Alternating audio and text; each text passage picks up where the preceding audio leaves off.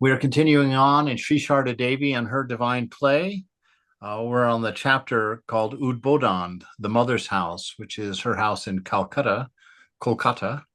And that's where the press is now. And it's a site of pilgrimage now. There's a monastery there, and quite a few things going on there, actually. And so they're talking about the Udbodhan house now. It says during this period, another room was constructed on the third floor to the north of the staircase. Holy Mother used to sit in the cement roof next to this room and dry her hair in the sun. She was very happy there because she could see the pinnacles of the Kali temple of Dakshineshwar. The panoramic view of the Ganges from the roof of Udbodhan house brought back sweet memories of her days with the master in Dakshineshwar. Yeah, I was up on that patio actually where Mother used to sit to dry her hair. And that's actually where I kind of learned something or saw something that helped me understand the situation in Calcutta. And I think I shared that with you before, that when I was up above the streets looking down from that patio up there, I could see that the boulevards used to be very wide boulevards and that the houses that fronted on those boulevards were of beautiful architecture. But nowadays, there's about 30 feet on each side of the street of shanty, little shanty huts that are permanent that have been built there and have been built there now. They've probably been there for coming up on 100 years now. That kind of narrowed the streets down to the two lane situation that's there now, and with all of the they're what you experience when you walk down the street are just the facades of all of these little shanty towns, these little makeshift uh,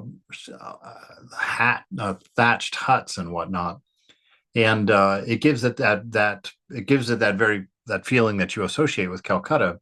But you can see that historically, that's not what Calcutta was. That Calcutta was apparently known as the jewel of India at one point, and had less than 1 million people living in it, and was quite wealthy and quite beautiful. And it was partition and that tragic situation that caused a lot of the problems because of all those people that had to flee from Bangladesh and Pakistan and maybe some other regions had all ascended on Calcutta. And so within a month's time, you had several millions of people, refugees moving into Calcutta who were largely uneducated or were largely, rural folks, farmers and laborers like that.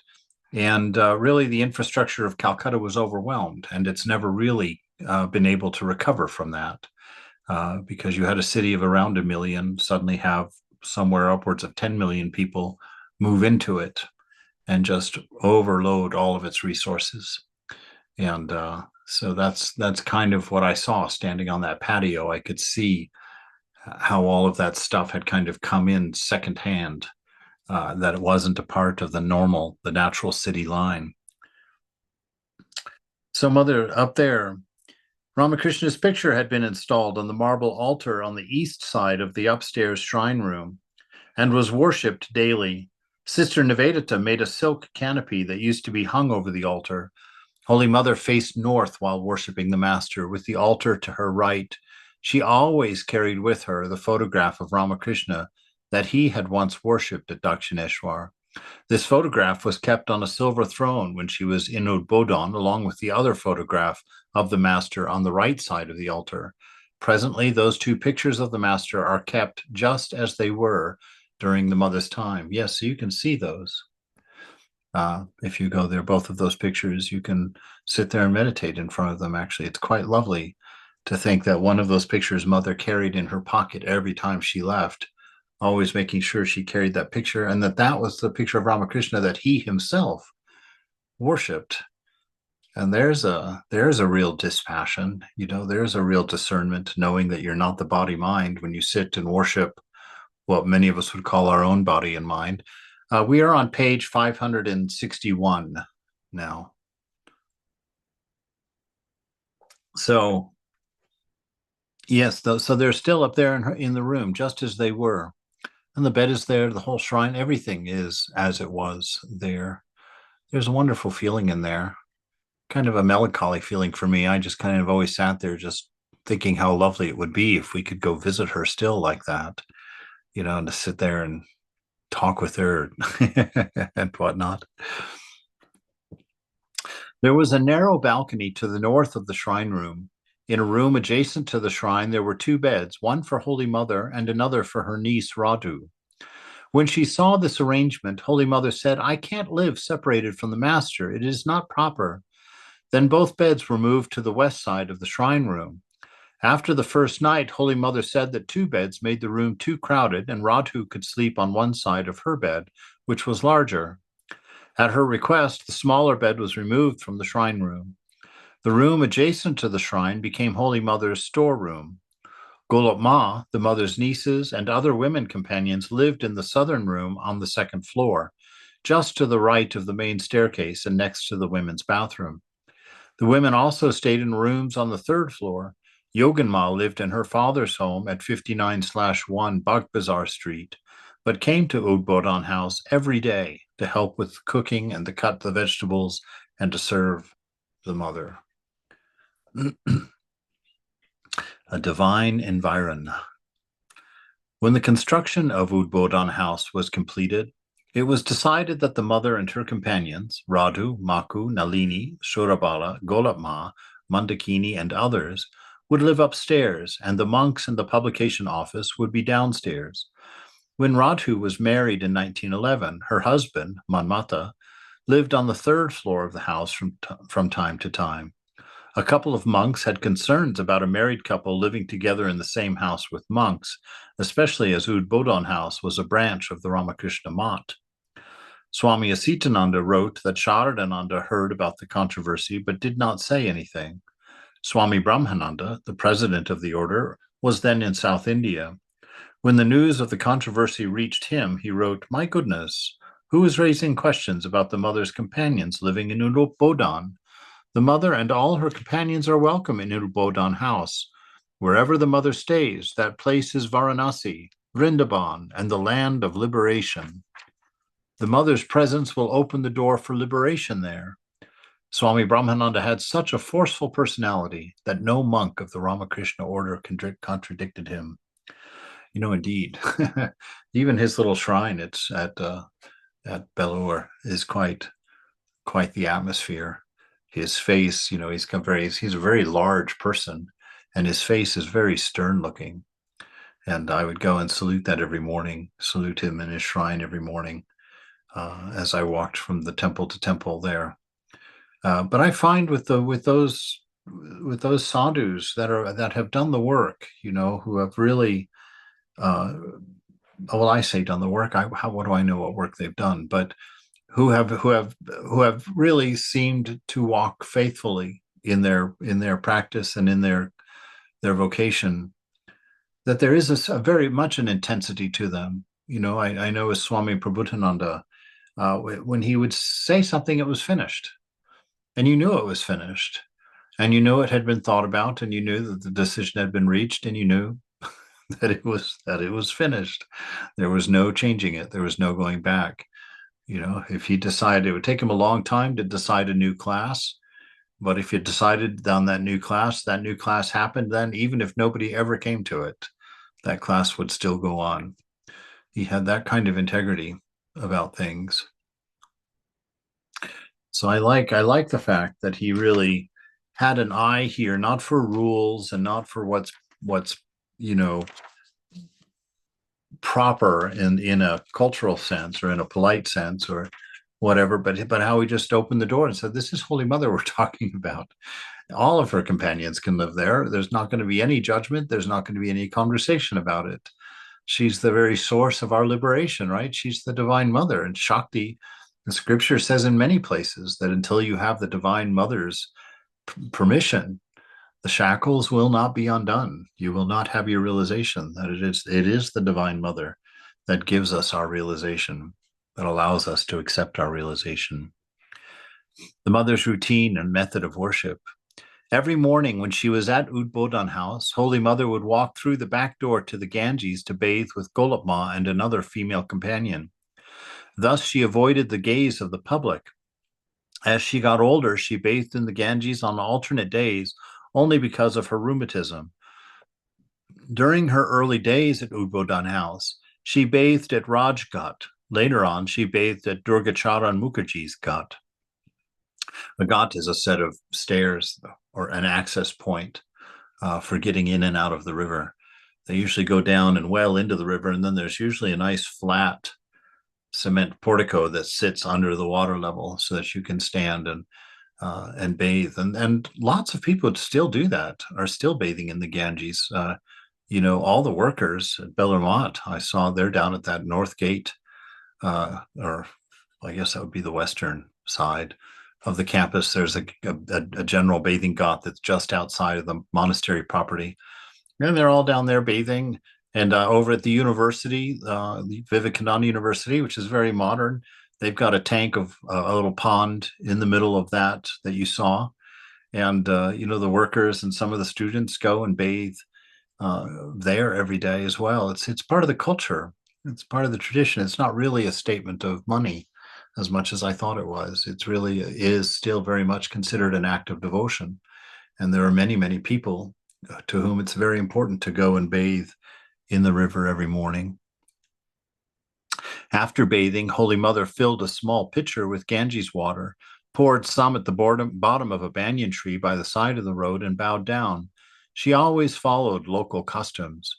After bathing one day, she gave a banana, a mango, and a pice coin to the priest of the ghat and said, "I am offering this fruit for you, but the fruit of this gift is also yours."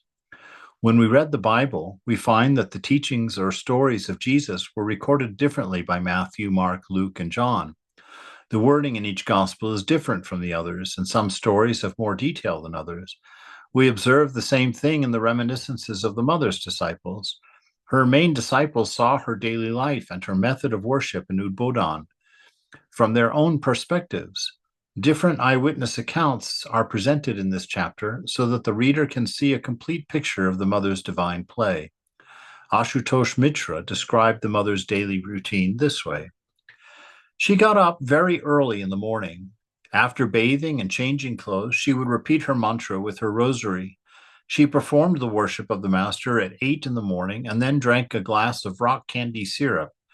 After lunch, she took a little rest at 4 in the afternoon. She changed her clothes and repeated her mantra.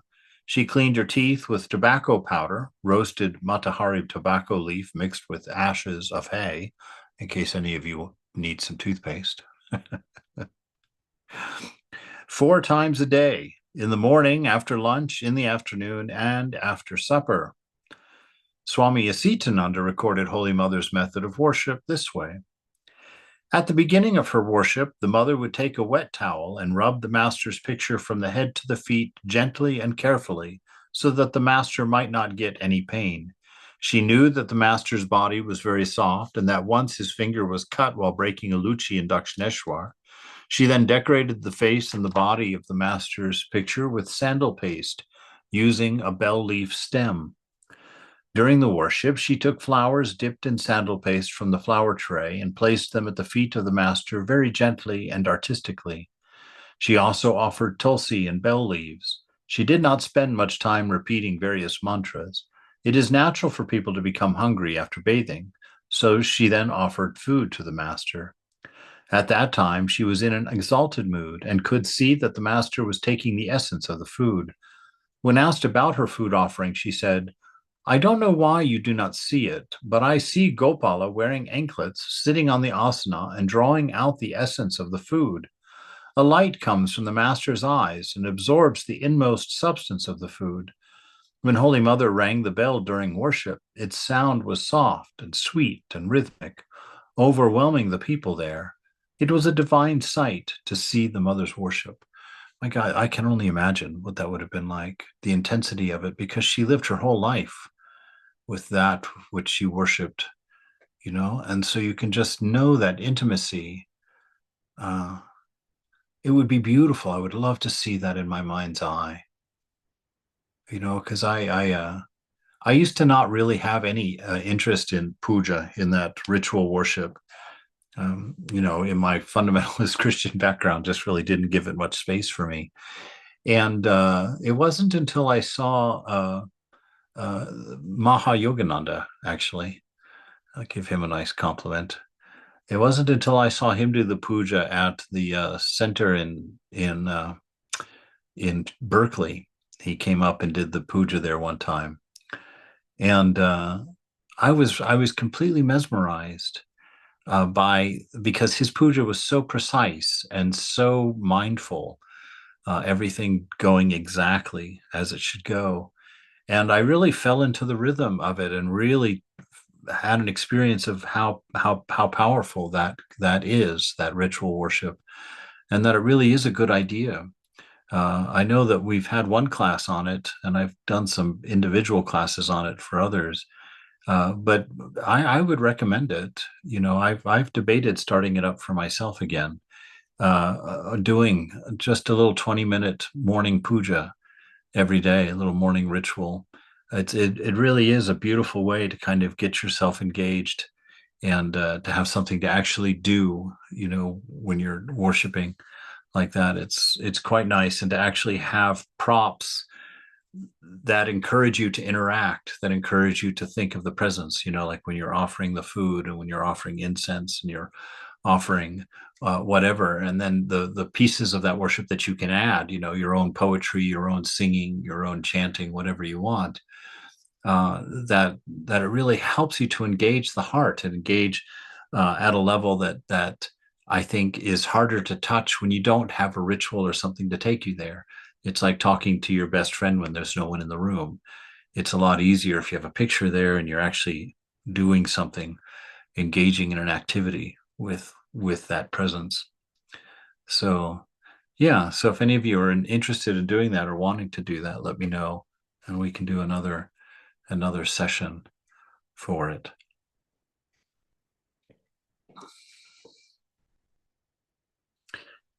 Sharajubala Sen left this eyewitness account of the mother's food offering. Golab Ma came to the roof and asked the mother to make the offerings of food in the shrine room. The mother came down from the roof. I followed her after a while to the shrine room. Like a bashful young bride, she was saying to Ramakrishna in a soft voice, "Come now, your meal is ready." Then she came to the image of Gopala and said, "Oh, my Gopala, come for your meal." I was just behind her. Suddenly she looked at me and said with a smile, "I'm inviting them all to their noonday meal." With these words, the mother entered the room where the food was offered. Her earnestness and devotion made me feel that the deities listened, as it were, to her words and followed her to the offering room. I was pinned to the floor with wonder. In the middle of 1909, Holy Mother contracted chickenpox and became very weak. She was quarantined in her room. While within a few weeks, she recovered and began to worship the master as usual. Swami Sharadananda then engaged Swami Shantanananda to assist Holy Mother. Shantanananda recalled, "We used to arrange flowers and cut fruit for worship. The mother always wanted to perform the master's worship by herself, except when she was not well. If we tried to clean the shrine floor, she would forbid us to do so and did it herself. The mother's method of worship was unique. After sitting on the asana, she did akamana, purification by sipping water.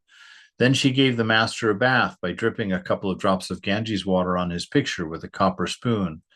She carefully and gently wiped the water off with a soft towel, put a dark mark on his forehead with the sandal paste, and slowly placed the picture on the throne. Then she put the images of Gopala and other deities in a copper basin and gave them a bath together, wiped them dry, placed them on the altar. She offered worship articles, decorated the master with flowers and a garland, offered naivedya, which is fruit and sweets, and finally merged into meditation. She remained absorbed in that state for an hour. Someone had to touch her body to awaken her. After thus finishing worship, she distributed the prasad in leaf bowls to everyone present. She gave more prasad to the servants and the household cook, remarking, "They work hard, so they should get more food." After taking a little prasad, she would go for a bath in the Ganges with Golab Ma or someone else. She returned within an hour, and Golopma would carry a pitcher of water for the next day's worship. Afterward, the mother would sit in the room adjacent to the shrine and prepare betel rolls for offering to the master. So you can almost see that her life went on just as it did. Whatever she had been doing for the master in person, now it seems like she's doing that for the master uh, in his subtle body. Rolling him betel rolls and getting fruit and cutting it and collecting flowers.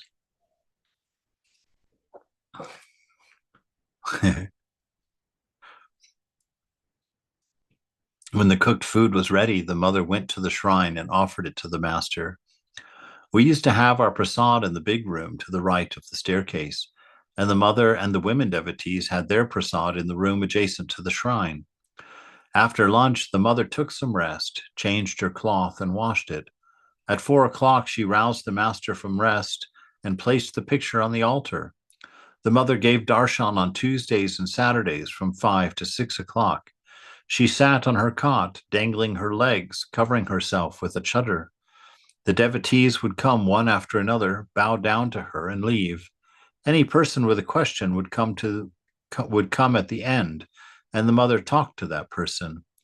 It was the mother's order that every devotee should have some prasad before they left Udbodhan. One day there was a shortage of prasad, so I suggested that it would be enough if they got a small amount each. Immediately the mother said, "No, no, no, no. You go to the market, buy some sweets, and I shall offer them to the master. If the devotees eat well, they will feel an attraction for the master, and thus they will develop devotion." Right. Well, that's a nice idea, actually.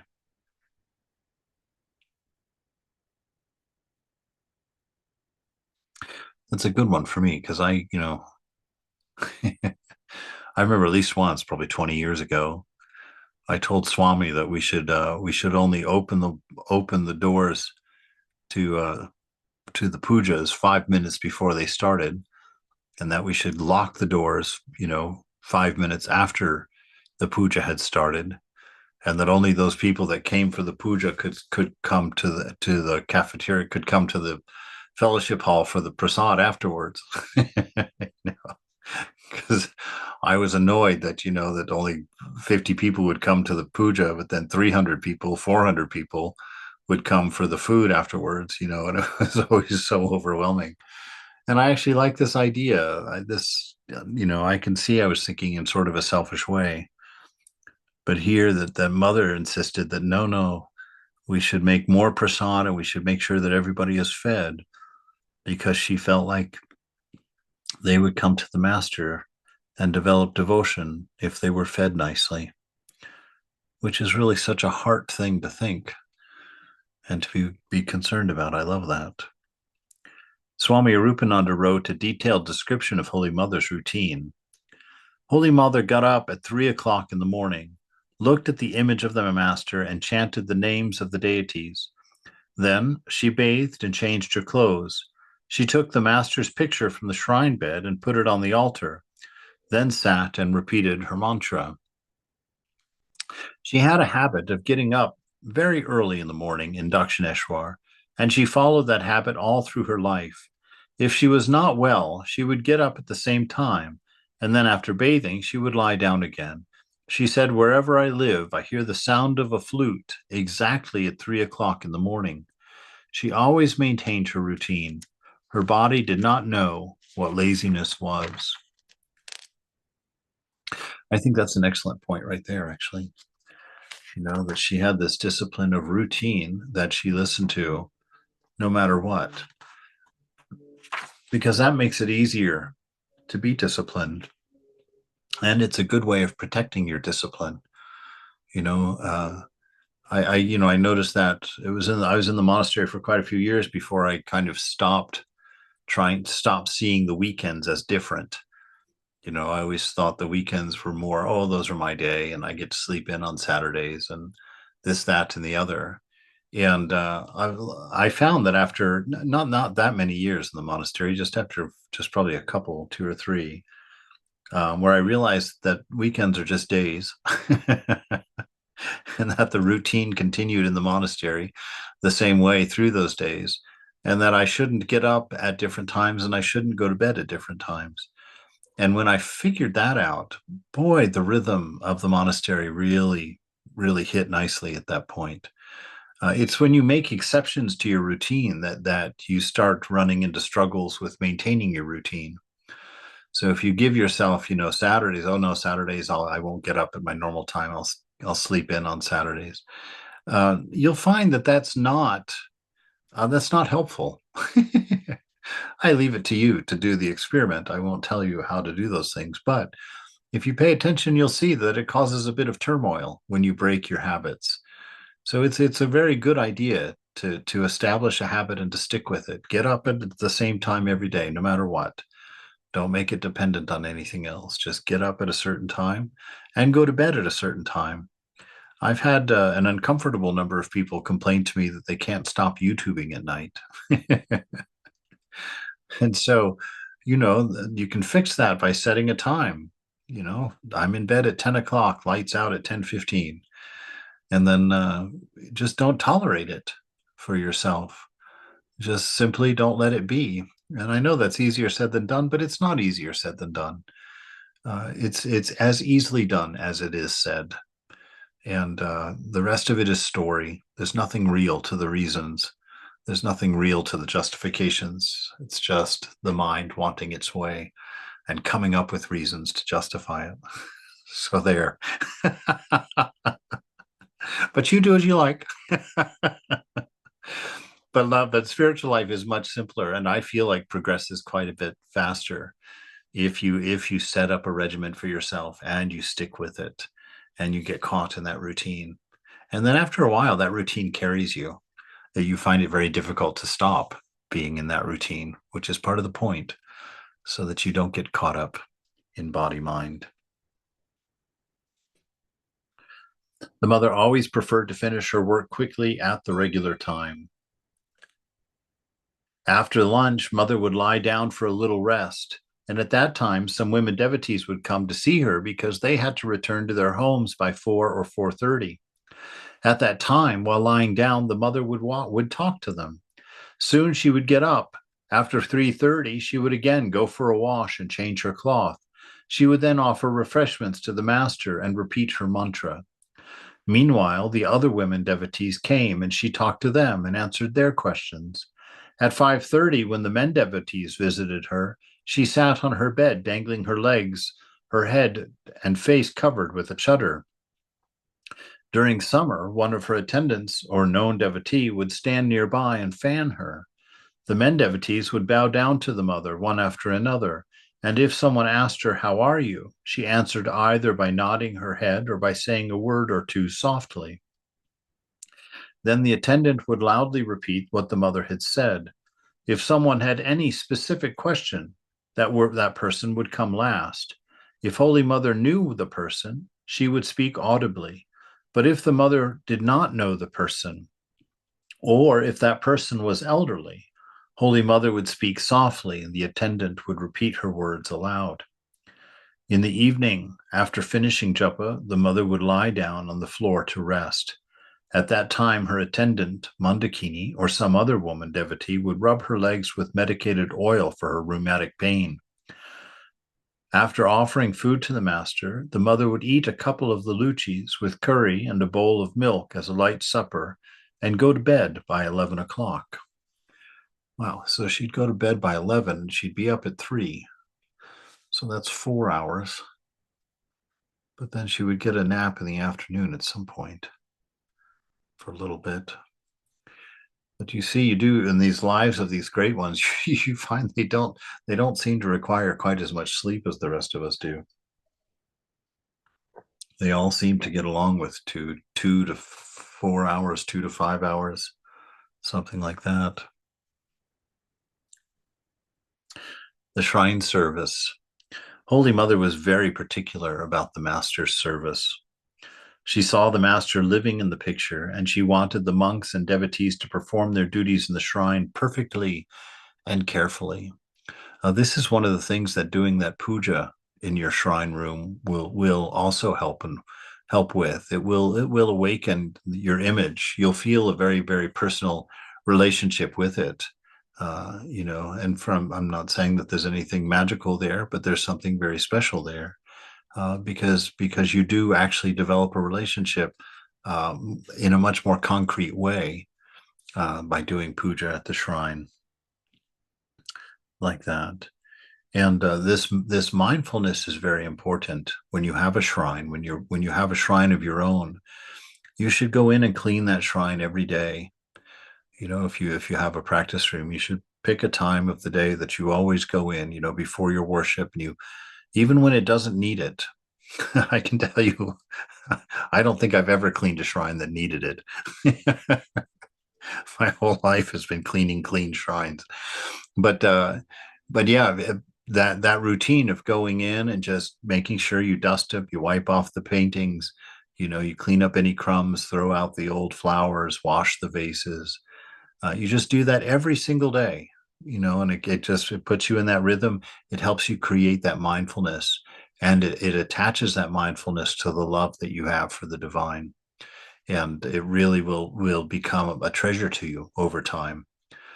I remember a very important story that I've shared, but it's a very important lesson that I learned that day. That I used to really hate doing that work in the shrine. And I used to complain all the time to mother while I was doing it. I was like, this is the cleanest room in the monastery. And it's the room that I have to clean every single day. Mother, it's like, why, why do I have to do all of this stuff all the time when it's fine? It's already clean. I could wait another 10 days before it would even need to be dusted like this again.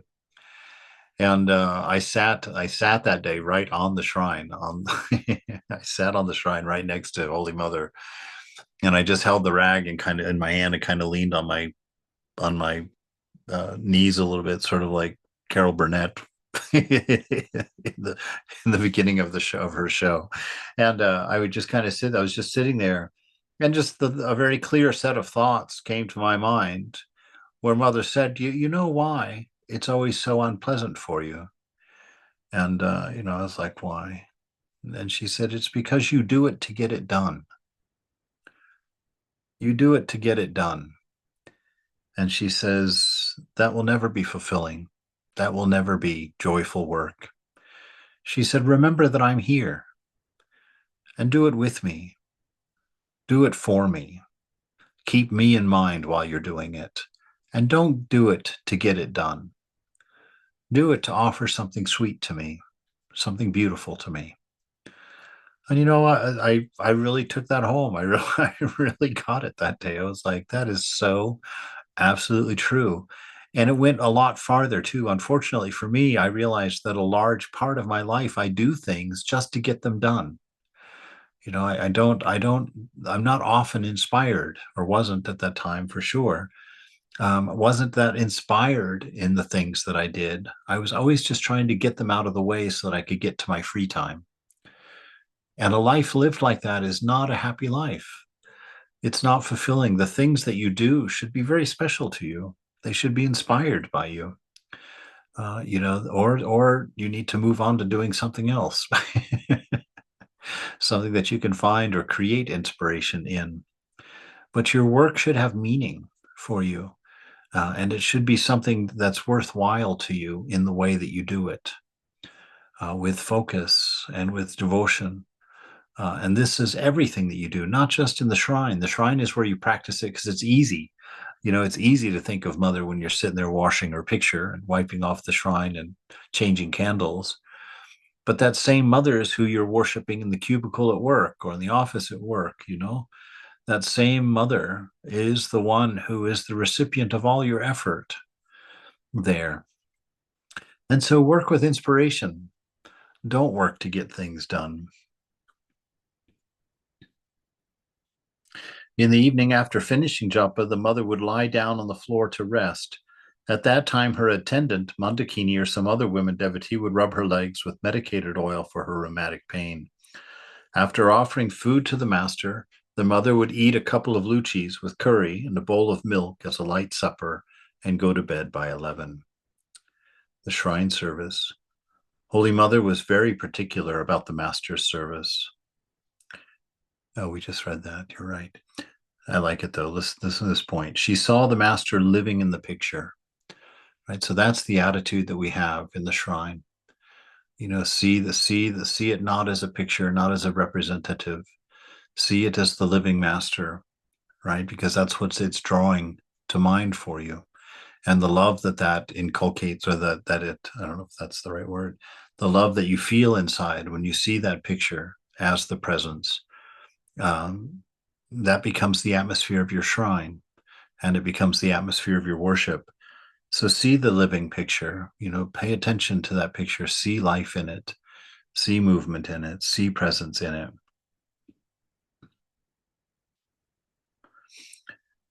She saw the master living in the picture, and she wanted the monks and devotees to perform their duties in the shrine perfectly and carefully.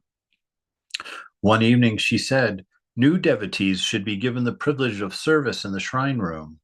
Ah, now that's the complete opposite of what I've heard at some of our centers. I love that idea. The new folks should get the special work, working in the shrine close to the mother. We've done the opposite. We've made so many rules that people have to follow to just do anything in the shrine, and then they don't let anybody who's not experienced and trained in the shrine to do it. I'm going to highlight this. I've got something to bring to Hollywood with me. This will help me have a sense of purpose. Yes. So she wanted the monks and devotees to perform their duties in the shrine perfectly and carefully. One evening she said, new devotees should be given the privilege of service in the shrine room. Their new zeal makes them serve the Lord carefully. The others are tired of service. Service, in the real sense of the word, is not a joke. One should be extremely careful about making one's service perfectly flawless. But the truth is, God knows our foolishness, and therefore he forgives us. The mother told a woman devotee standing near her to be careful to pick the right kind of flowers, and to make sandal paste without leaving any hard particles in it, and not to pick worm-eaten bell leaves for worship. She also cautioned her not to touch any part of her body, her sari, or her hair while working in the shrine. One must work in the shrine room with great attention, she said. Offerings and the rest should be made at the proper time. You see, that's what the point of all those rules are. The point of all those rules is to keep your mind on God. It's to keep you doing things in a very particular and attentive sort of way. Don't just, mindlessly reach up and scratch your ear, or anything else. Make sure that everything is focused and everything is concentrated and everything is with purpose. There's no extraneous movement. It's just everything doing it very carefully, very focused all the time. One must work in the shrine room with great attention, she said. Offerings and the rest should be made at the proper time. Yes. Happiness and misery.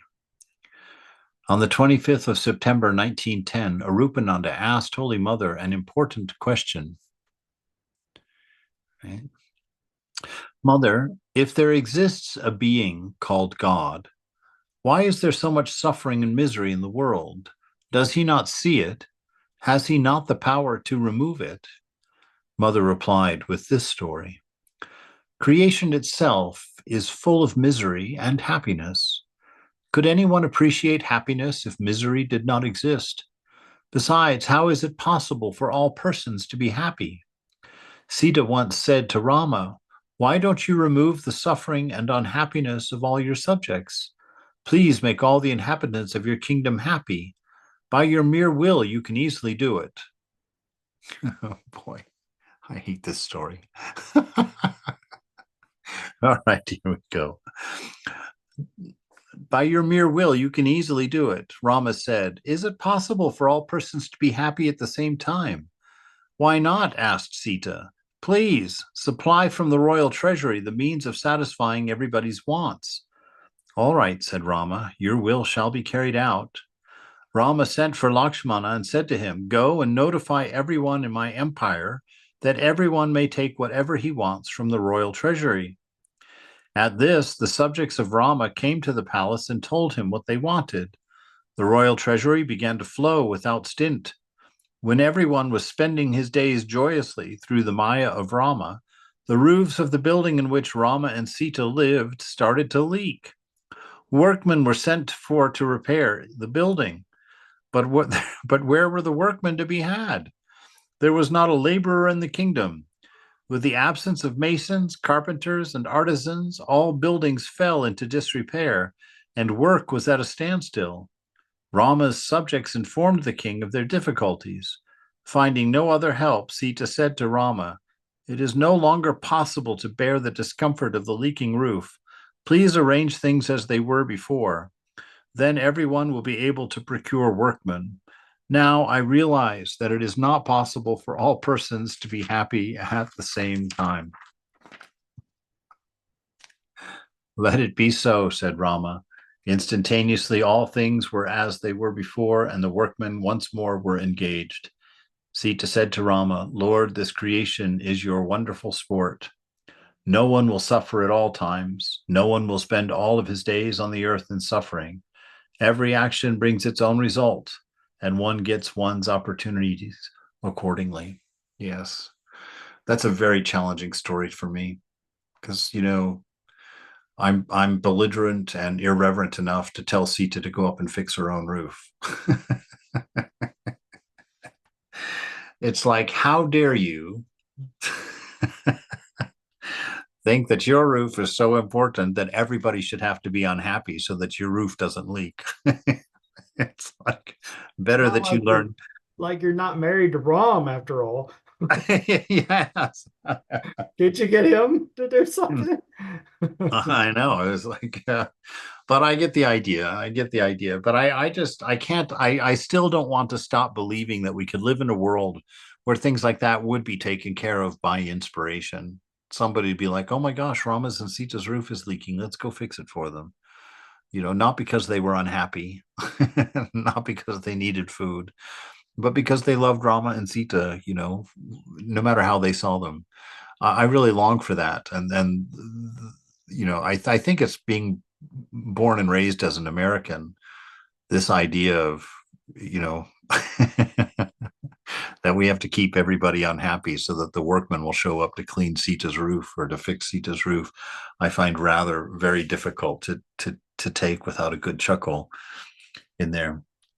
But indeed, this is how the world works. We have to feed the body, and most plants and animals don't deliver themselves to the kitchen prepared to be eaten.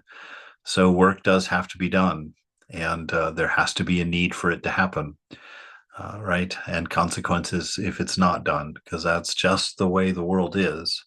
And just like Sita is saying, "Lord, this creation is your wonderful sport." Right? So God is keeping those little fires going underneath your heels to keep you from being comfortable in this world, and bringing your moods when it's time to change, which is what I'm going through in front of all of you. Is, there's challenges when the mind needs to be poked, when life needs to be poked, and surrender is called for, renunciation is called for, practice is called for, purity is called for.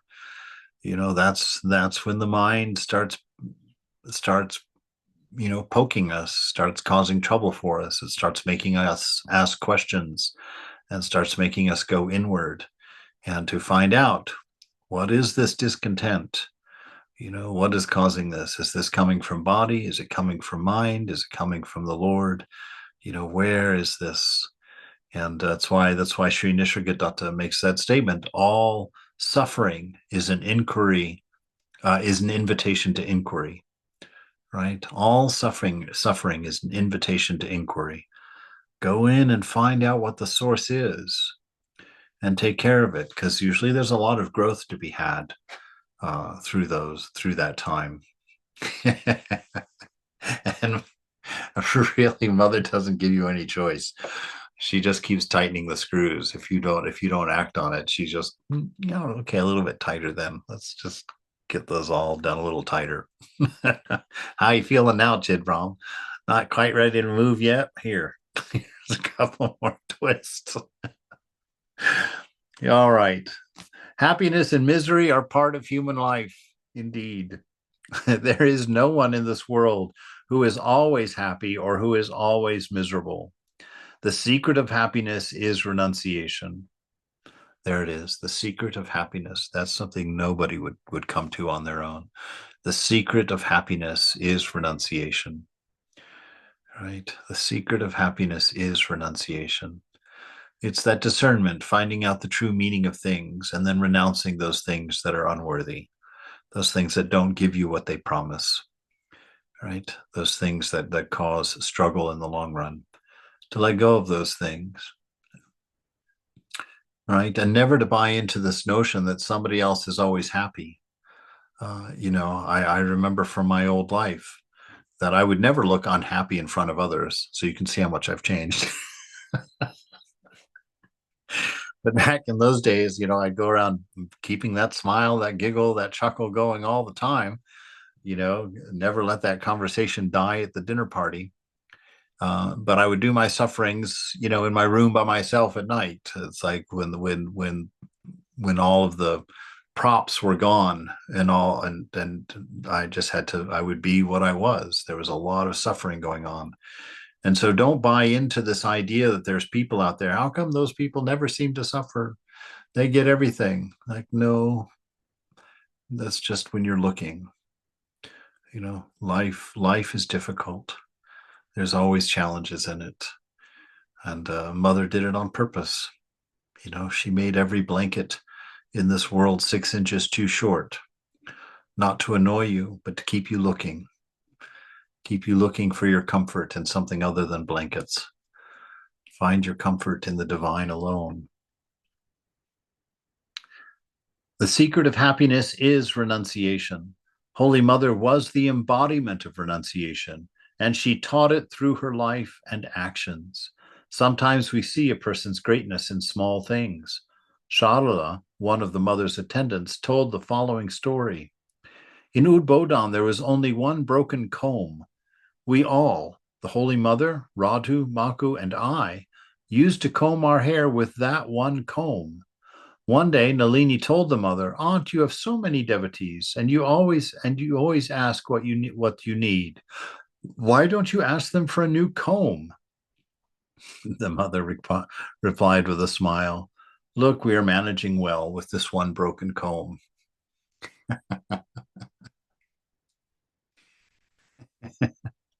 I laugh because I've said this exact same thing to Swamis. Swami Vedananda used to have this jacket that had more holes than fabric in it. I mean, yeah, I know he'd had that thing since the Great Depression and never got rid of it. And I would get so annoyed, when he would put that thing on out in Olima. And I would always do the exact same thing. I was like, Vedananda ji, has it really come to this? I mean, are we so broke? Are we so tight in finances here that we can't get you a new jacket? And he would say the exact same thing here to me, look, we're managing well with this one jacket. Leave me alone. Hey, Swami, Yeah. when I was in the monastery, we had a visit from one of the American monks. I think he was from the Chicago Center. His toothbrush had been worn down to just little nubs. And we probably had hundreds of free toothbrushes that had been, we used to collect dental equipment from retiring dentists and send it to India. And so we had boxes of brand new toothbrushes, and Brett and I tried to give him a new toothbrush, and he absolutely refused. He would not take it. We just gave up, you can't fix it. Yeah. Yeah, it's a funny thing. It's a wonderful thing in a way. As I've gotten older, I really appreciate those things. This with the brothers that I've met along through the years that had these funny little quirks. And I've also, I imagine, have a few of my own, but they're usually little symbols, things that we hold on to remind us, of renunciation, to remind us of discernment, and to be some sort of a prompt for those things. So Because in this and of themselves, what's that? hygiene, Swamiji, this is like you need to change your brushes every few months, a few, right? Well, according to one story, yes. According to some stories, you don't need a brush at all. Yeah. Some people say your teeth are supposed to fall out at old age, right? I don't know. Anyway, so mother went on with her broken comb, and all of them shared that one comb, and that was fine, and that was enough. All right, one more section here. Holy Mother at the circus. On Christmas Day in 1918, Holy Mother went to see Wilson's circus in the Mayadhan, a large park, with her nieces and devotees, a trip that was arranged by her disciple Lalit Chattopadhyay. Kartik, later Swami Nirlepananda, a grandson of Yoganma, recorded his account of the trip. The First World War had just ended, and the English people were celebrating their victory. Moreover, it was Christmas Day. Radhu, Maku, and Nalini wanted to see the circus, and they asked the mother's wealthy devotee, Lalit Babu, to take them to it. Lalit said to them that if they could make the mother agree to go with them, then he would arrange everything. The nieces rushed to their aunt and demanded that she go with them. The mother finally agreed. When Sharat Maharaj heard about it, he cautioned Lalit, "Since the mother has agreed, I have nothing to say. You are a mature person and not a boy. Please, carefully consider the gravity of the situation. Don't be carried away by momentary excitement. Who will be responsible if the mother is hurt? Do you dare to take Holy Mother on an outing on this crowded festival day?" Lalit replied, "Maharaj, the mother does not go anywhere without your permission. Please give me permission, and I will take the responsibility. Be assured that I will look after the mother's comfort with all my might. I am taking the entire risk upon my shoulders." Dr. Kanjilal's car was always available for the mother, but she was reluctant to go by motor car, so Lalit hired 4 horse carriages. The circus was held in the southern part of the Maidan, near Victoria Memorial Hall. Lalit bought expensive tickets for the mother and her companions. The mother was pleased to go to the circus. It was a cold winter's day. The Maidan was very crowded and festive. Music was playing, and the whole place was flooded with light. When the circus was over that evening, the large crowd was jostling to leave the Maidan. Lalit was running around attempting to get a horse carriage, but he failed. The mother was calmly standing in the open Maidan in the cold evening. The distance from the circus tent to the Dharmatala junction was nearly half an hour's walk. It was hard for the mother to walk such a distance, as she had rheumatic pain. But without any complaint, the veiled mother slowly limped all the way, holding the hand of Golap Ma, her bodyguard. The mother was a little afraid that Sharat, her loving caretaker, would be angry at Lalit. As I used to sleep at night in Sharat Maharaj's room, the mother said to me, "You see, my son, Lalit was not at fault. He was helpless. He tried his utmost, but could not get a single carriage. What could he do? Please explain the whole situation to Sharat nicely so that Lalit will not get scolded." What sympathy, what compassion, what love the mother had for her heroic devotee Lalit. Finally, she got into a carriage, and we all returned to Udbodhan House. Sharat Maharaj was anxiously awaiting the mother's return. He was smoking a hubble bubble and was deeply concerned about the mother's safety. As soon as we arrived at Udbodhan House, a devotee cross-examined me in front of Sharat Maharaj. When I told the whole story about the mother being inconvenienced, Sharat Maharaj could not bear it. He roared like a tiger and reprimanded Lalit right and left, saying, "You're a fool." Embarrassed, Lalit kept his head down. The mother did not go to Sharat Maharaj's room. When Lalit came upstairs, the mother caressed his head and his back and blessed him profusely so that his feelings might not be hurt. At last she said to him, "My son, Sharat said the right thing. Henceforth, do everything after considering the pros and cons." The mother was the embodiment of compassion. Stop there for the evening.